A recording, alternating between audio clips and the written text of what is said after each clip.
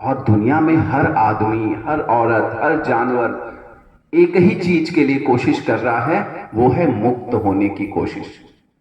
छूट जाना चाहता है वो। किस चीज से छूटना चाहता है ये नहीं पता है उसको। हर आदमी, हर औरत मुक्त हो जाना चाहता है, अपने ऊपर की सारी फांस तोड़ देना चाहता है, अपने गले के सारे बंधन निकाल देना चाहता है। इस समाज में अगर अनुशासन न रहे, प्रशासन न रहे, गला काट हो जाएगा। आदमी घर छोड़ के भाग रहे हैं, औरतें घर छोड़ के भाग रही हैं, बच्चे घर छोड़ के भाग रहे हैं, यहां तक कि जो आत्महत्या कर रहा है वो भी मुक्त होना चाह रहा है। उसको नहीं पता है कि मुक्ति का मतलब क्या है। उसको पता है मुक्त होने का मतलब है कि मैं किसी तरह से इस जंजाल से मुक्त हो जाऊं। तो हम इस जीवन में क्यों आए हैं? मुक्त होने के लिए आए हैं। हमारे जीवन का एक ही उद्देश्य है, मुक्त होना। हमें पता है या नहीं पता ये अलग बात है। हम भूख से मुक्त होना चाहते हैं, हम नींद से मुक्त होना चाहते हैं, हम जंजाल से मुक्त होना चाहते हैं, राजनीति से मुक्त होना चाहते हैं, छल, द्वेष, पाखंड, दंभ, हर चीज से मुक्त होना चाहते हैं, गरीबी से मुक्त होना चाहते हैं। जवाहरलाल नेहरू यूनिवर्सिटी के बच्चे जब नारा लगाते हैं ढपली बजा के, हमको तो चाहिए आजादी, भेदभाव से आजादी, भूख गरीबी से आजादी, वो भी आजादी मांग रहे, सब आजादी मांग रहा है, लेकिन आजादी मिलेगी कैसे ये किसी को नहीं पता। मर के आजादी नहीं मिल सकती, मर के मुक्ति भी नहीं मिल सकती। बहुत से लोग आत्महत्या कर लेते हैं ये सोच के कि मर जाएंगे तो मुक्त हो जाएंगे, नहीं, प्रेत बन जाते हैं। कहां भागोगे? इसलिए पहली चीज, अगर आज के अभी तक के व्याख्यान से हम लोग कुछ समझ पाए तो इतना सिर्फ समझ लें कि इस दुनिया में हर आदमी, हर औरत, हर जानवर, हर इलेक्ट्रॉन, प्रोटॉन, न्यूट्रॉन मुक्त होना चाहता है। मुक्ति। और हमारे आश्रम की प्रार्थना कहती है, मुक्ति भक्ति में जियते पाऊं।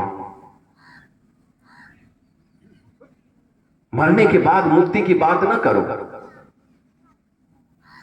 भक्ति मुक्ति में जियते पाओ, आवन छूट जाए हटिया। ये हाट लगा है, ये बाजार है, इस बाजार से हम लोगों को मुक्त हो जाना है।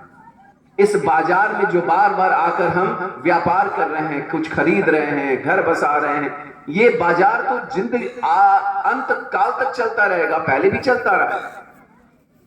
तो मुक्ति भक्ति में जियते पाऊं, इसलिए मैं मुक्ति चाहता हूं, इसलिए मैं भगवान की भक्ति चाहता हूं कि आवन छूट जाए हटिया। ये जो भाट में, ये जो बाजार में हम बार बार आ रहे हैं, हम ये हमारा बार बार आना छूट जाए। नहीं, हमको बार बार आना है, लेकिन इतना आसान है क्या? कैसे बार बार आना यहां छूटेगा? ये जो खूंटा गड़ा हुआ है, ये खूंटा इतना मजबूत है कि हम चाह के भी नहीं छुड़ा पाते। लेकिन बाछा के लिए जो खूंटा है, बाछा का खूंटा उसका मालिक गाड़ता है, हमारा खूंटा हम खुद गाड़ते हैं। अंतर बस यही है, हम अपना खूंटा गाड़े हैं, हम अपने बंधन में अपने को फांसते हैं। और वो बंधन क्या है?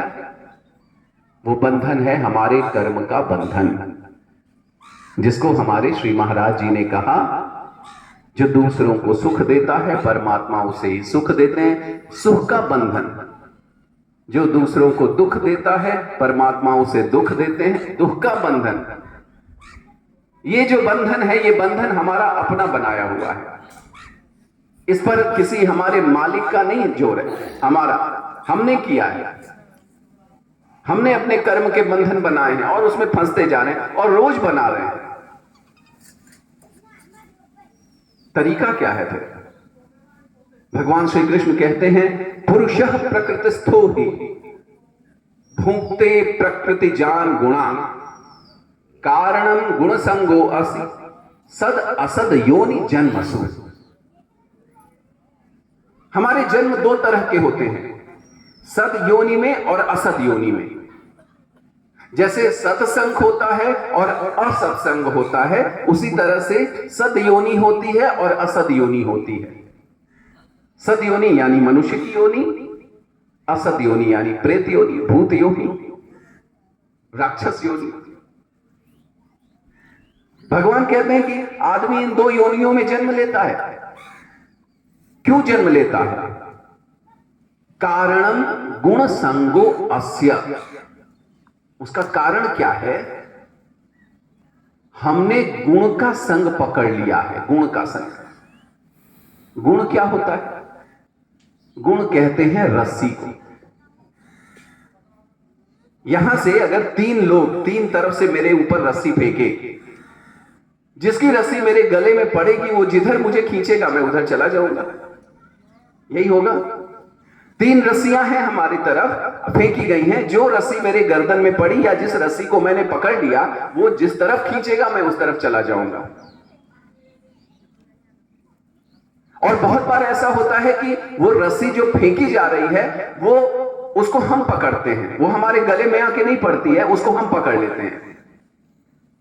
तो रस्सी जहां खींचेगा वहां हम जाएंगे, गिरेंगे। गिरते पड़ते चाह ना चाह आपके ऊपर नहीं है। आपने एक बार रस्सी पकड़ ली तो जहां ले जाएगा आप उधर जाएंगे ही जाएंगे।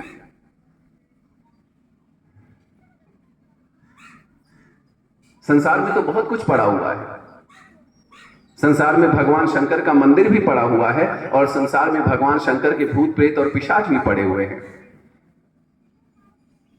संसार में अमृत भी पड़ा हुआ है, चाय और काढ़ा भी पड़ा हुआ है, और इसी संसार में शराब भी पड़ी हुई है। अब शराब तो आपके पास आ नहीं रही है कि भाई मुझे पियो। आप ही जा रहे हो ना शराब के पास।